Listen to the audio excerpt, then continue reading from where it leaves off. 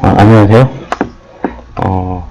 되게 오랜만인 것 같은데, 한동안 좀 바빴습니다. 바쁘고, 이래저래 막 일도, 회사 일도 많고, 개인 일도 많고, 막 이러다 보니까, 올릴 만한 시간이 좀 없었는데요. 오늘은 책을 하나 좀 소개를 시켜드리겠습니다. 내용이 혹시 많으면, 한 두 개나 세 개 정도를 좀 끊어서 올릴 텐데요. 책은,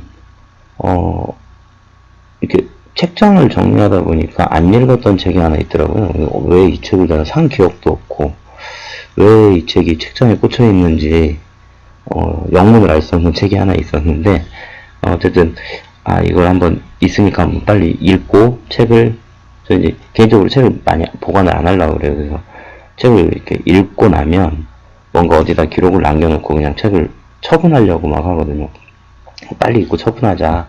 라는 생각으로 읽어봤는데 내용이 괜찮아서 좀 소개를 드리려고 합니다. 제목은 사람의 마음을 움직이는 장사호운이라는 부제가 달린 상혼이라는 그런 책이고요. 지은이는 고스카 다케시, 그리고 번역자는 신현호 씨고요. 출판사는 구길미디어라는 출판사입니다. 페이지는 한 278페이지 정도 돼요. 그리고 출간일이 2004년이었고요. 특이하게 이제 이 고스카 다케시라는 양반이 1947년생인데 꽤 나이가 많죠. 근데 이제 68년에 그 리크루트의 아르바이트로 입사를 했다가 능력을 인정받아가지고 22살에 이제 후쿠오카 영업소장으로 취임을 했어요. 상당히 빠른 특이한 케이스죠. 그리고 이제 거기 가서 1년 뒤에 매출을 15배로 늘렸어요. 그 후쿠오카 영업소의 매출을. 그리고 이제 인정을 받고 리크루트에서 관리하는 이제 다른 회사로 이제 간 거죠. 그래서 29살 때는 회생이 불가능하다고 판단됐던 모리오카 그랜드 호텔 총 지배인으로 취임해서 불과 1년 만에 흑자로 전환을 시키고 91년에는 대표이사로 이제 취임을 하게 된 거죠. 그리고 이제 그러면서 이제 그 안 좋은 회사들을 재생하는 이제 이런 전문으로 이제 많이 돌아다녔나 봐요. 99년에는 대규모 적자로 허덕이던 후쿠오카 돔구장, 그리고 시오코 호텔 리조트, 그 다음에 후쿠오카 다이에 호크스. 이게 아마 후쿠오카 동구장이 연고지인 그 야구팀 같고요. 그래서 이게 이제 다 묶여 있나 봐요, 이 회사들이. 어쨌든 여기에 이제 경영에 나서게 돼서 1년 반 만에 78억엔, 우리나라 돈으로 한 800억 원 되네요.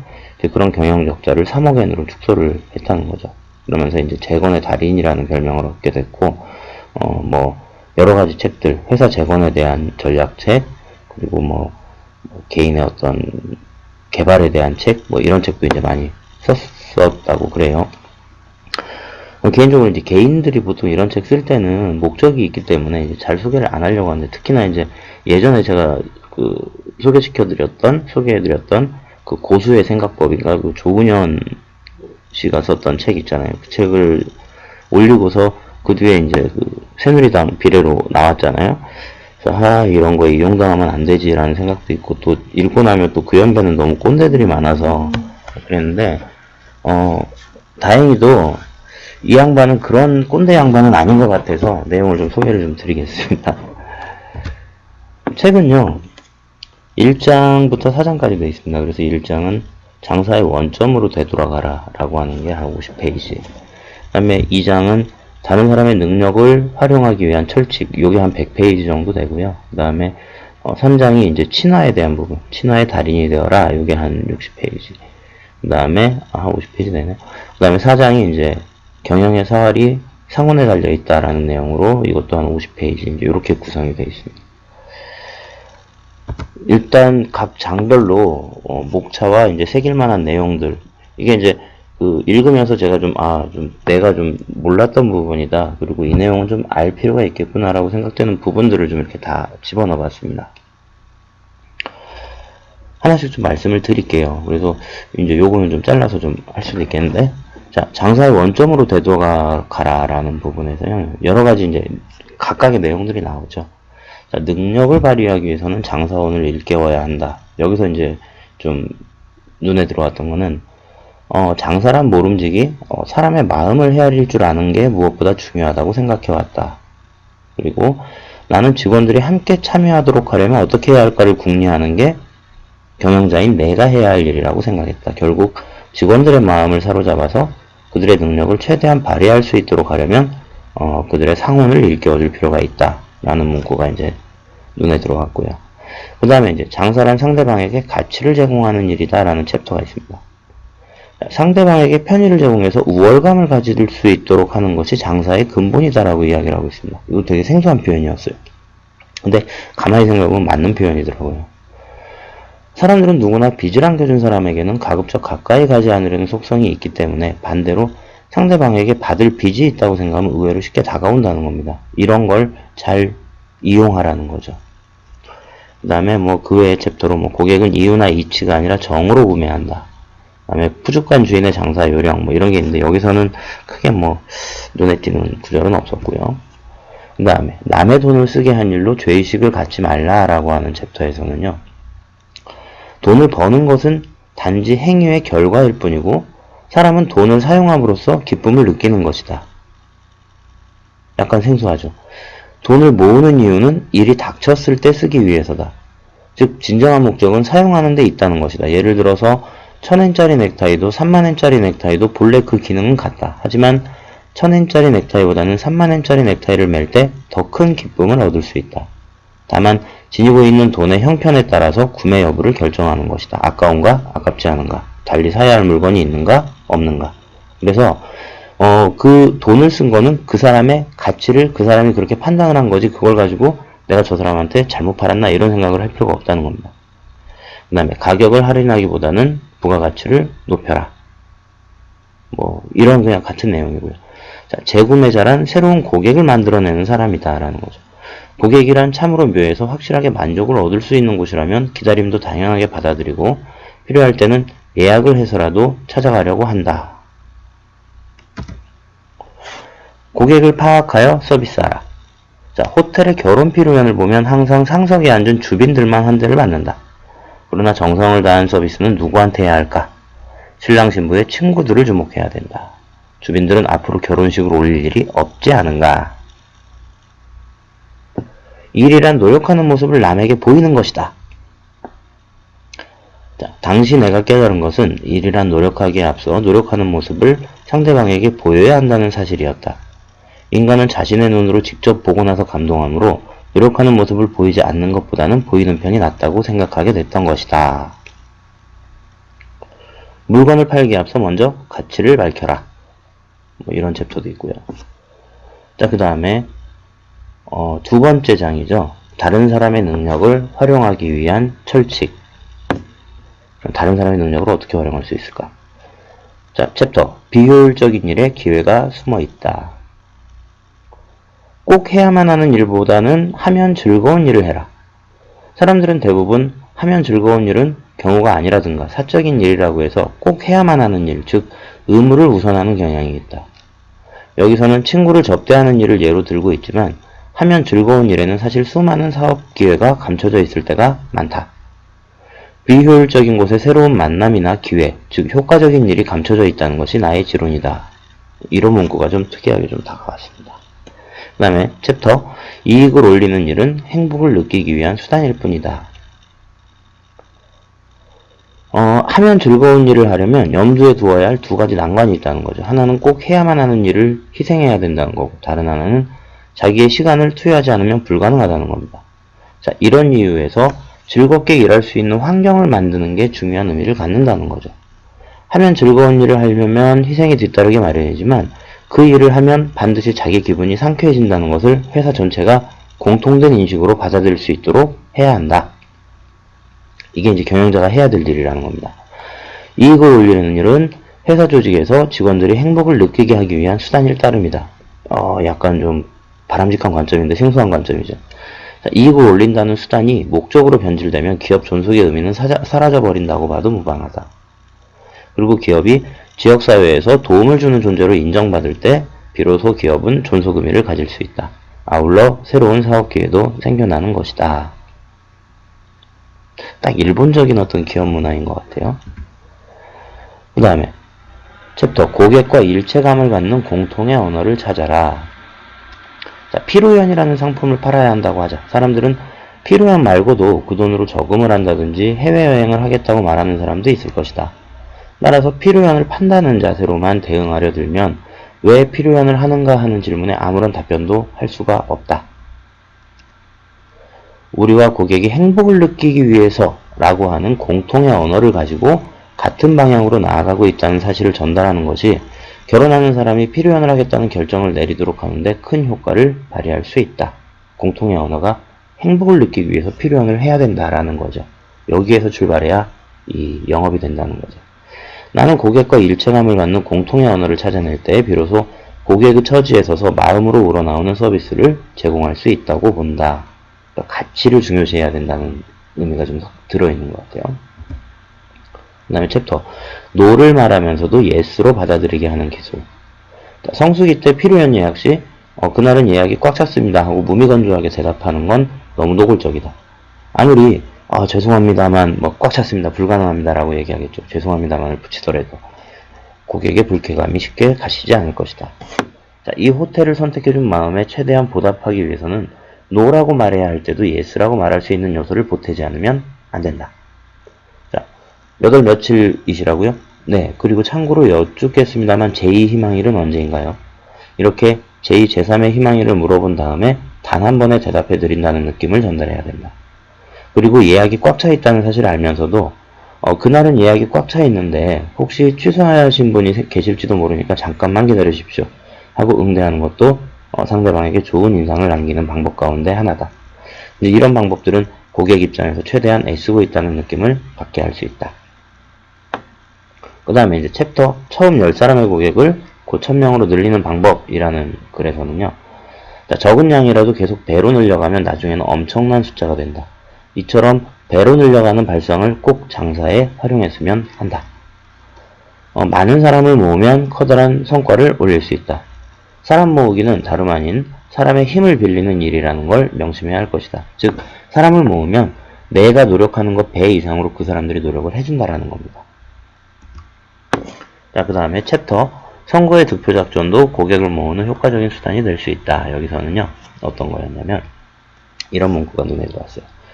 제가 여러분의 성원에 이제 그 선거운동 한 적이 있대요, 이 양반이. 근데 선거운동 하다가 이제 자기가 했던 얘기예요.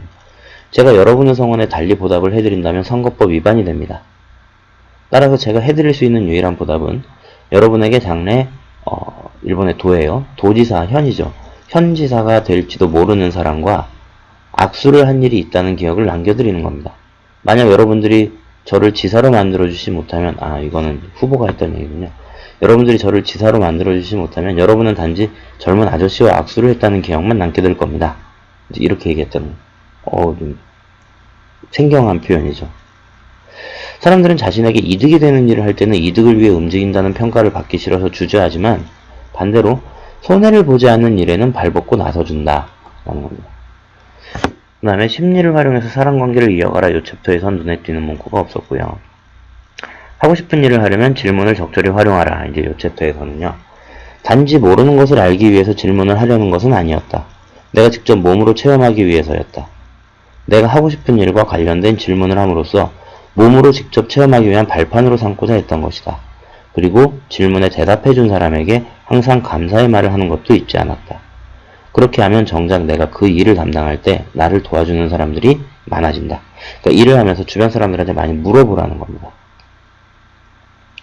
그 다음에 무지로 시작한 주간 취직 정보가 1년 만에 흑자를 낸 비결. 요거는 눈에 띄는 문구가 없었습니다.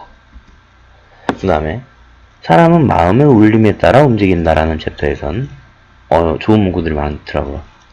내가 개발한 방법으로 명부를 모아 회사만 돈을 벌게 하는 것은 아닌가 하는 생각이 들어서 나는 독립하기로 작정을 했다.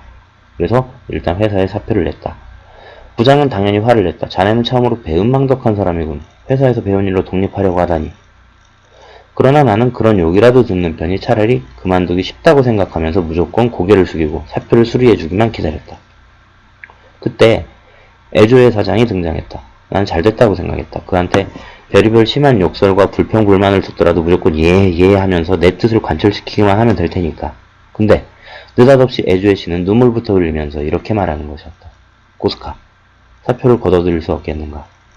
자네가 그만두면 회사가 곤란해지네. 자네가 하려고 하는 그 일은 반드시 성공하겠지. 하지만 자네의 성공과 더불어 리크루트는 위험에 처하게 되네. 나는 이 회사 사장으로서 우리 직원들이 위험에 처하게 될 걸 알면서도 독립하겠다는 자네를 보고만 있을 수 없네. 해서 사표를 이렇게 다시 걷어들였다고 그래요. 이 사장의 마음 씀씀이를 보고. 사람이란 합리성만으로 움직이지 않는다. 판단 기준은 이해관계로 따질 수만도 없고 시시비비로 규정되는 것만도 아니다. 사람을 움직이는 것은 마음의 울림이라는 사실을 처음 알게 된 순간이었다라고 이야기를 하고 있습니다. 그 다음에 장사는 사람을 상대하는 일이다라는 챕터에서요. 자, 부임 당시만 해도 후쿠오카 영업소의 연매출은 500만엔에도 미치지 못하는 적자에 허덕이고 있었는데 1년 후에 나는 매출 규모를 자그마치 15배인 7,500만엔으로 끌어올렸다. 그 이유는 장사는 사람을 상대하여 사람을 기쁘게 만드는 일이라는 관점을 한시도 저버린 적이 없기 때문일 것이다. 나는 기본적으로 돈 버는 일에 깨끗하다든가 더럽다 등의 표현을 쓰는 것은 옳지 않다고 본다. 저절로 생겨나는 욕망은 부정할 수 없는 법이다. 문제는 그 욕망을 어떻게 처리하는가에 달려있다. 그럴 때마다 늘 떠올리는 생각이 장사는 반드시 사람을 상대로 한다는 점이다. 라는 거였고요. 이제 좀 내용이 바뀌어서 적극적으로 그러니까 이 매출을 어떻게 15배로 올렸는가 뭐 이런 건데요. 적극적으로 학교를 찾아다니면서 우량기업 선별법 등의 강연을 했다. 이때는 아마 일본도 고도성장기라 막 회사를 좋은 회사 골라서 갈 때였으니까 이게 가능하죠. 지금은 안 되겠죠. 학교의 불만은 리크루트에서 책을 많이 보내는데 하나같이 마치 도쿄로 오라는 듯 도쿄에 있는 회사만 소개하고 있다는 것이었다. 지역에 기반을 둔 회사를 상대로 영업활동을 하고 지역 기업들도 호의적으로 참가할 수 있도록 그래서 지역판이라는 별도의 책을 만들었다는 거죠. 자, 매출이 500만엔에서 7,500만엔으로 오르게 된 이유는 실적을 높이기 위해 목표 수치를 설정해서가 아니었다. 학교나 기업을 통해 얻은 정보를 짜여진 틀에 바꿔넣기만 하던 기존 방식을 탈피하고 진정 지역을 위한 정보는 무엇인가 하는 점에 초점을 맞춰서 기획 자체를 지역 실정에 맞게 재설정했기 때문이다. 정보라는 건 제공받는 쪽이 가려서 볼 수 있어야 한다 라는 거죠. 되게 의미심장한 표현들입니다. 자, 그 다음에 자신의 잣대로 남의 행복을 가늠할 수는 없다라는 챕터에서는요. 자신의 인생 철학, 자신의 기쁨, 자신이 느끼는 만족의 잣대로는 잴 수 없는 누군가의 인생이 있다. 남의 행복을 자신의 잣대로 재는 것은 참으로 오만불순한 일이 아닐 수 없다. 이거는 이제 제 철학이기도 합니다. 그래서 문구를 따왔고요. 그 다음 챕터. 상사는 부하 직원의 실패를 떠안을 수 있어야 한다. 이 챕터에서는요. 나는 상사에게 부하 직원의 잘못을 책임지겠다는 각오가 없다면 인재를 길러낼 수 없다고 생각한다. 그리고 만약 상사가 부하 직원의 잘못을 떠맡겠다는 자세를 보이면 부하 직원 역시 상사를 공경에 빠뜨리지 않기 위해서라도 일을 더욱 신중하게 처리할 것이다. 그러면 당연히 부하 직원은 한층 더 빠른 속도로 성장할 수 있다. 사람은 처리할 수 있는 능력 이상의 기회를 끊임없이 제공할 때 비로소 성장한다. 본인이 하고자 하는 일을 마음껏 해나가는 과정 속에서 하루가 다르게 배우고 성장하는 것이다. 제가 공감하는 문구라서 가져온 거고요. 자, 실패하면 상사가 책임을 지면 그만이고 신입사원의 실패가 치명적일 일은 없지 않느냐. 나는 지금까지 신입사원의 실패가 회사를 파산시켰다는 말을 들어본 적이 없다. 그러니까 상사가 책임을 져야 된다라는 거죠. 자, 부하 직원의 허물은 곧 상사의 허물이라는 챕터. 2002년 7월 다해 야구단의 이구치 다다이토 선수가 후쿠오카 동구장에 설치된 광고 간판 때문에 공의 방향을 놓쳐서 에러를 범한 일이 있다. 이 사실이 신문에 대서특필되었다. 그 간판을 유치한 영업사원은 이에 대한 자책으로 완전히 사기가 떨어져 있었다. 그러나 나는 그 영업사원을 전혀 탓하지 않았다. 지금과 같은 불황기에 광고 간판 수주를 따내기란 여간 어려운 일이 아니다. 그는 필사적으로 영업해서 광고권을 따왔음에 틀림없다. 어떻게 그에게 죄를 물을 수 있겠느냐. 그래서 감독과 이구치 선수한테는 내가 직접 찾아가기로 작정을 했다. 이때 감독이 아마 왕정치 감독이었다고 그래요.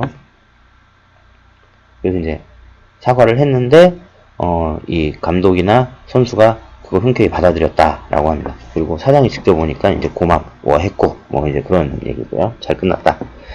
나는 이어서 기사를 쓴 기자를 만나기 위해 신문사를 찾아갔다. 항의를 하기 위해서가 아니었다. 만약 선수가 잘못해서 에러를 범했다고 기사를 썼으면 팬들의 원성이 전부 이구치 선수에게로 향했을 것이다. 책임이 모두 부장 관리자에게 있다고 기사를 적은 점을 정말 고맙게 생각했기 때문이다. 항의하러 온 줄 알았던 담당 기자는 처음에는 놀란 표정을 지었지만 내 말을 듣고는 이내 환한 웃음을 지어 보였다. 그러나 사실을 고백하자면 이번 기회에 직접 기자를 만나두는 편이 앞으로 우리 팀에 대한 기사를 쓸 때 좀 더 호의적이지 않겠는가 하는 계산도 있었다. 그 다음 문구입니다. 그 다음 챕터. 부장급 직원의 임금은 내리고 평사원의 임금은 올려라. 자, 직급이 높은 사람이 조금만 양보해도 젊은 직원들은 사기가 충천하는 것보다 이건 이제 어려울 때 얘기입니다. 그러므로 부사장에게는 엄한 말로 대하고 평사원들에게는 미래의 비전을 제시하는 것이 회사 분위기를 좋게 만드는 비결일 수 있다. 실적이 오르지 않을 때 회사는 우선 인건비를 절약해야겠다는 생각부터 한다. 나는 부장급 임금을 10% 삭감하는 대신 평사원들의 임금을 오히려 5% 올려주는 편이 회사 전체의 동기부여를 위해 훨씬 효과적이라고 판단했다. 그리고 그 결과가 맞아떨어졌다라고 합니다. 보통 이런 회사들이 없죠. 지들 것만 챙기고 밑에는 생각을 잘 안하죠. 그 다음에 목표 달성 능력보다 설정 능력을 평가하라라고 하는 챕터에서는요. 자, 목표 설정 능력의 유무는 기업 전체의 미래를 좌우하는 중대 사안이 될 수밖에 없다. 목표를 달성하는 능력보다 설정하는 능력이 더 중요하다는 겁니다. 목표를 올바르게 설정하지 못하면 그것을 달성하려는 조직도 무기력증에 빠지게 마련이다. 어떤 목표를 설정하고 그것이 달성되었을 때 자연스럽게 다음 목표를 설정할 수 있는 시스템이 갖춰져 있으면 조직의 발전을 바라볼 수 없다. 있지 않으면. 목표가 달성됐을 때 그 다음 목표를 자연스럽게 설정할 수 있는 시스템이 갖춰져 있지 않으면 조직의 발전을 바라볼 수 없다. 스스로 목표 설정을 한 사람일수록 의욕적으로 일할 수 있다. 목표를 설정하지 않으면 목표를 향해 할 수 있는 일이 아무것도 없으므로 부하 직원의 능력을 끌어낼 수 없다. 따라서 그들이 최대한 능력을 발휘할 수 있도록 하려면 우선 스스로 목표 설정을 하게끔 따뜻한 조언과 정확한 평가를 하는 데 힘을 쏟아야 한다. 자기 스스로 세운 목표여야 더 열심히 한다는 거죠. 대부분의 회사들은 목표가 위에서 뚝 떨어지죠. 그러니까 자기 거란 생각이 안 들죠. 열심히 일 안 하죠. 자, 그 다음에 거북이가 토끼를 이길 수 있는 진정한 이유라는 챕터는요. 자, 부하 직원의 능력을 높이려면 다른 사람과 경쟁시키지 말고 어제의 자신을 경쟁자로 생각하게 하는 편이 낫다. 이게 이제 무한도전에서 나왔던 나대나 그런 것 같은데. 자, 토끼와 거북이 경주에서 거북이가 이긴 까닭은 무엇일까? 누구라도 알듯이 토끼가 거북이를 깔보고 낮잠을 잤기 때문이다. 하지만 그 이유를 엄밀히 따져보면 토끼는 거북이라는 경쟁 상대만 보고 있었지만 거북이는 오로지 산에 올라가 깃발을 꽂는 일만 생각했기 때문이다. 즉 거북이는 목표만을 바라보고 있었던 것이다. 그 다음에 아랫사람에게 자신과 같은 수준의 싸움을 요구하지 않는다라는 챕터에서는요. 일은 대개 고통이 뒤따른다는 점을 생각할 때 일 속에서 즐거움을 찾아내지 못하면 결국 일에 휘둘리고 만다는 것이 나의 지론이다. 하루는 대선배인 오쿠라 호텔의 상행고문 하시모토 야스오시로부터 상사가 아침 7시에 현장을 배회하고 있으면 부하 직원은 제대로 일을 하지 못한다는 지적을 받았다. 물론 나는 부하 직원에게 나와 똑같이 일하라고 요구한 적은 단 한 번도 없다. 하지만 나의 이런 행동이 입으로는 말하지 않았더라도 결국 나와 같은 수준으로 일하라는 무언의 압력이 될 수 있다. 내가 깨닫지 못하는 동안 부하 직원에게 자신과 같은 수준의 싸움을 요구하고 있었던 것이다. 이러고 있으면 꼰대가 된다는 거죠. 제가 이 문구 보고 이 양반은 꼰대는 아니구나 라고 이제 생각을 했던 거예요. 꼰대 같은 상사는 정말 싫어요. 자, 그 다음에 꼭 전하고 싶은 말은 여러 번 되풀이해서 말하라고 하는 챕터는요. 자, 내 경험으로 보아 사원들을 한자리에 모아놓고 말했을 때 내 의지가 확실히 전달되는 경우는 드물다. 그래서 나는 진심으로 중요한 말을 전할 때는 항상 1대1로 말하는 것을 원칙으로 삼고 있다. 전달한 것이 제대로 전달되지 않았다는 사실을 알았을 때 나는 몇 번 얘기 알아듣느냐는 말은 하지 않는다. 전달되는 속도가 중요한 것이 아니라 실제로 신속하게 실행되느냐 안 되느냐의 여부가 더 중요하기 때문이다. 그래서 상대방이 확실하게 이해하고 실행에 옮길 때까지 끈기 있게 같은 말을 되풀이한다. 원하는 조직으로 바꾸기 위해서는 거짓말도 필요하다라는 챕터는요. 자, 조직이란 대체로 피라미드 구조를 이루는 경우가 많다. 그래서 하나의 정보가 제대로 상층부에 전달되면 물 흐르듯 아래로도 전달될 것이라 판단하기 쉽다. 그러나 나의 경험으로는 정보란 오히려 아래에서 위로 거슬러 올라갈 때가 더 많다. 나는 아랫사람이 윗사람에게 전하고 싶어하는 정보만을 선별하여 들으려고 노력을 한다. 질문을 하려면 누군가에게 전달하고 싶어하는 화제만을 골라 질문해야 한다. 그래서 되도록 상사를 비난하거나 험담하지 않는 것이 좋다. 그래야 나중에라도 부장이 부하 직원에게 그러니까 이거는 그 사장이 그 부장 밑에 부하 직원들을 만났을 때 사장이 자기 바로 밑에 있는 부장들을 욕하지 않는 게 좋다라는 겁니다. 그래야 나중에라도 부장이 부하 직원에게 사장이 뭐라 하더냐고 물었을 때 부장님 칭찬하시던데요 라고 전할 수 있다. 그리고 그런 일이 자주 되풀이되면 조직을 움직이기가 훨씬 수월해진다. 그러니까 아랫사람에게 그 위의 상사를 욕하지 말라라는 거죠. 이 윗자리에 있는 사람이. 그 다음에 우리는 평론가가 아니라 실무가다. 조직을 변화시켜야 하므로 이렇게 바뀌었으면 하는 바람을 담아서 그 뜻을 전달하기만 하면 되는 것이다. 사실 여부보다는 미래를 내다보고 원하는 미래를 만들어 나가기 위해서 지금 무엇을 해야 하는가를 먼저 생각해야 된다. 그래서 설령 거짓을 말하더라도 그 거짓을 변화된 미래 안에서 바라볼 때 그것은 이미 거짓 아닌 것이 된다. 요것과 같은 맥락이 그 위에 말이죠. 우리는 평론가가 아니라 실무가이기 때문에 조직이 지금 문제다 뭐다 이런 얘기를 할 게 아니라 어떻게 바뀌었으면 하는 바람이 있으면 그거를 전달해서 그렇게 바뀌도록 실행을 해 나가기만 하면 된다는 겁니다. 의미가 있는 표현이죠. 자, 상대에게 관심을 가지면 상대방도 내게 다가온다라는 챕터요. 부하 직원을 꾸짖을 때는 당사자가 꾸지람을 들어 다행이라는 생각을 가질 수 있도록 해야 한다. 그래서 나는 항상 간부에게 교육 목적 이외의 이유로는 꾸짖지 말라고 강조한다. 이런 인식이 확산되면 발전 가능성이 있기 때문에 오히려 꾸짖었다며 꾸지람을 들은 당사자들도 크게 괴념하지 않는다. 따라서 부하 직원을 꾸짖어야 할 때는 먼저 꾸지람을 들은 당사자에게 위로의 말을 해줄 수 있는 주변 사람을 미리 파악해둘 필요가 있다.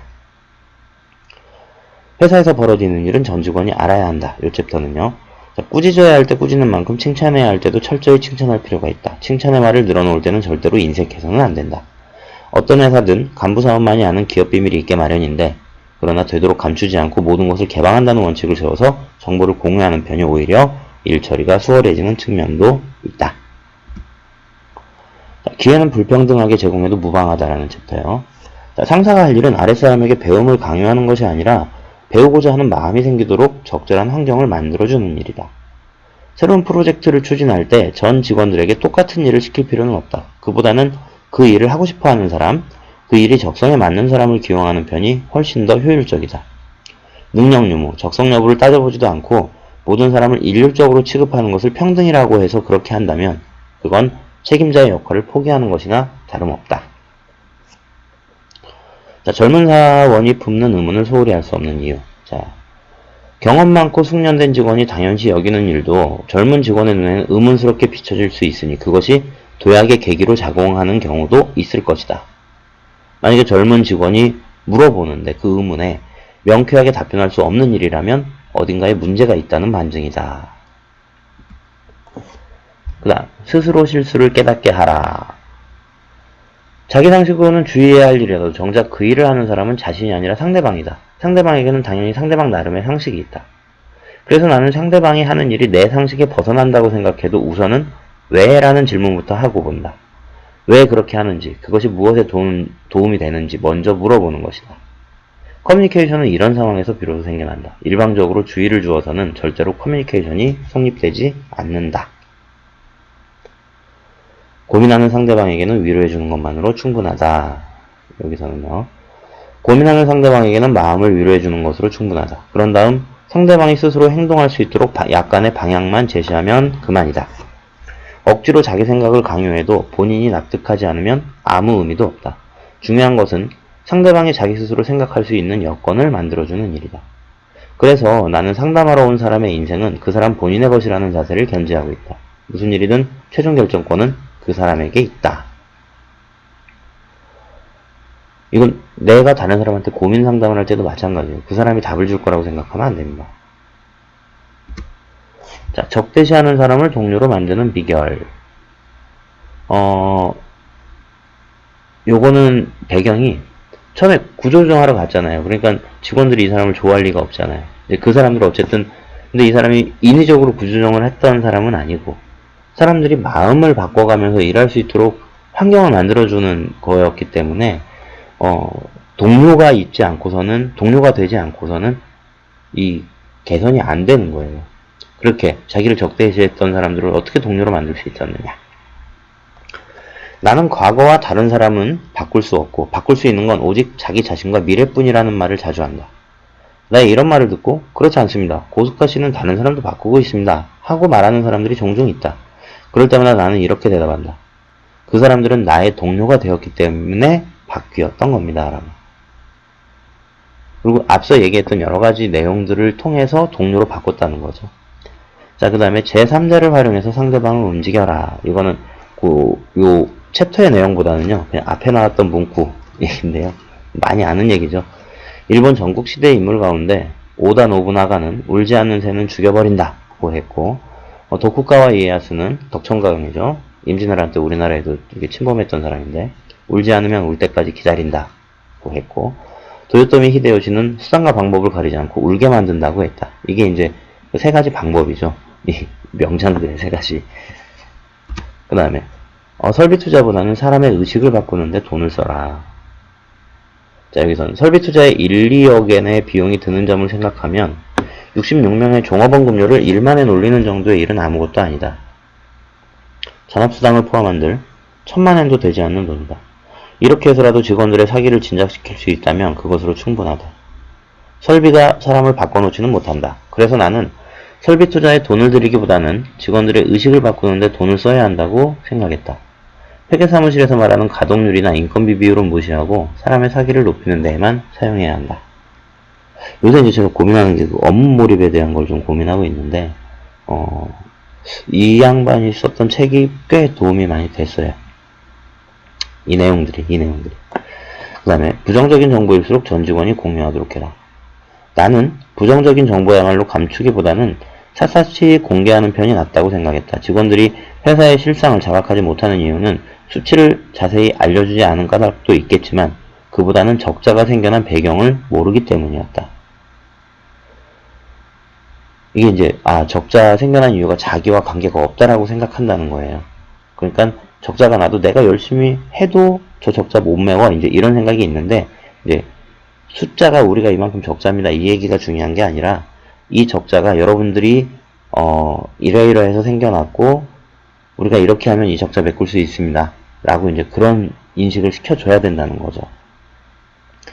78억엔의 경영적자를 해소하기 위한 싸움은 1년 반 만에 대폭 감소라는 형태로 열매를 맺었지만 나는 이것이 나 혼자만의 공적이라고는 생각하지 않는다. 오로지 부정적인 정보를 공유함으로써 전 직원이 일치단결한 결과였다.